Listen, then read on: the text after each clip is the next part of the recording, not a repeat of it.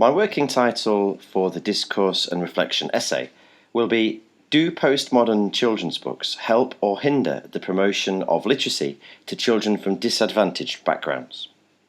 I chose this title as it links my interest with contemporary illustration with my work in education as a primary school teacher and literacy advocate.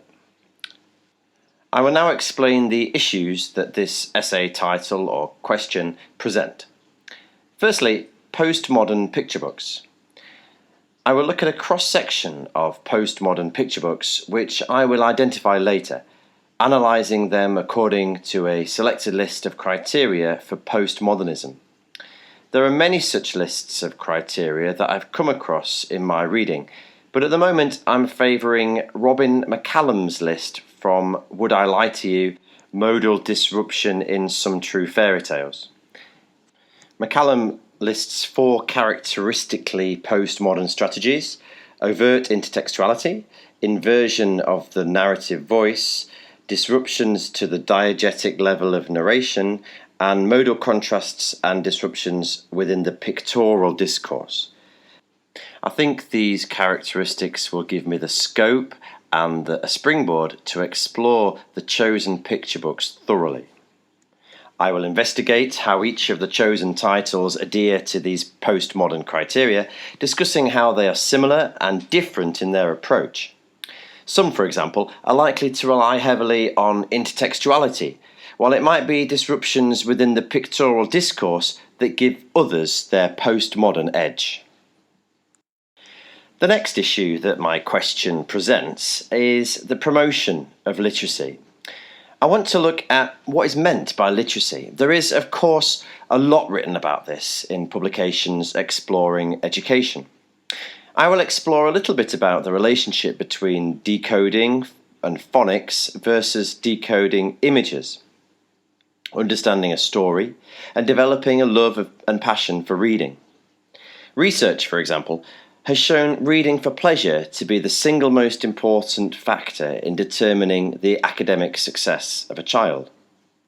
Can books themselves promote reading? For this investigation, I've chosen books that some educators claim do just that.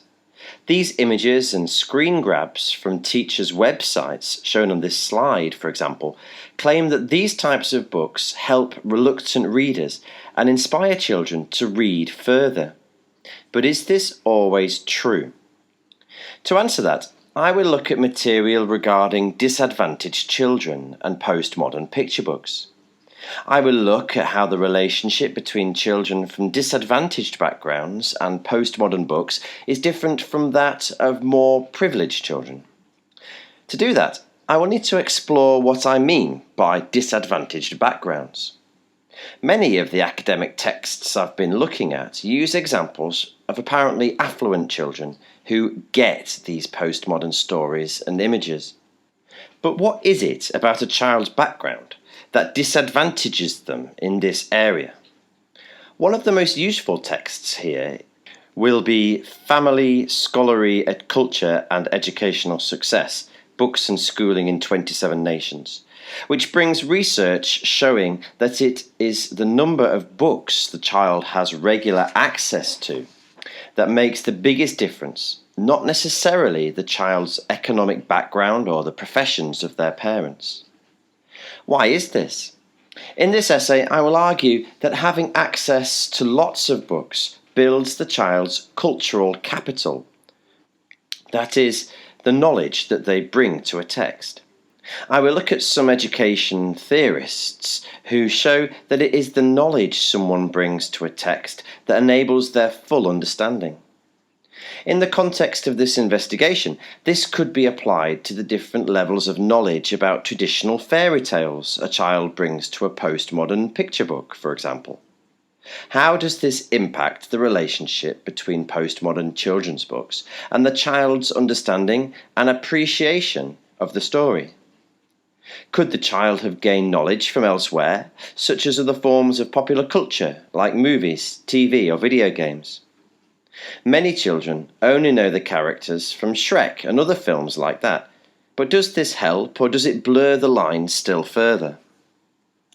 Do some of the chosen picture books for this investigation require more knowledge to be brought to them from the child than others?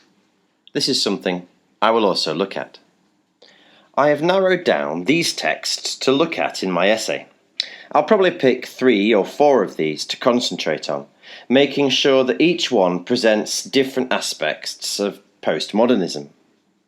Which of these require prior knowledge from the reader in order to gain from the intertextuality involved? And which might be more accessible to a reader who does not bring this knowledge with them? Wolves by Emily Gravett, for example, requires the reader to be familiar with the conventions associated with public libraries. Likewise, Nibbles the Book Monster may require prior knowledge of fairy tale characters in order to fully appreciate its postmodern plot. It could be argued that I Do Not Like Books Anymore and The Incredible Book-Eating Boy work as tales in themselves, albeit with many postmodern elements. The key sources and materials I will use for the essay will fall into these 3 broad categories listed here on this slide: books and articles about postmodernism, books and articles about education, and books and articles about children's picture books. I've already referred to examples from each of these in this presentation, and you can find out more detail in the bibliography. Finally, what structure will my essay take? Firstly, I plan to analyse the chosen picture books. What makes them postmodern? After that, I'll look at how these picture books attempt to promote literacy to their audience. Next, what do we mean by children from disadvantaged backgrounds? And then I'll move on to look at how does a lack of books impact their cultural capital and the knowledge that they bring to a text. Finally, I will look at how this might impact on their understanding and appreciation of the chosen books before drawing my conclusions. In conclusion here, I believe that this essay will allow me to develop my own argument, a critical perspective on the issue of literacy, postmodern children's books, and how these can be accessed by children from diverse backgrounds, all through the prism of education. Thank you.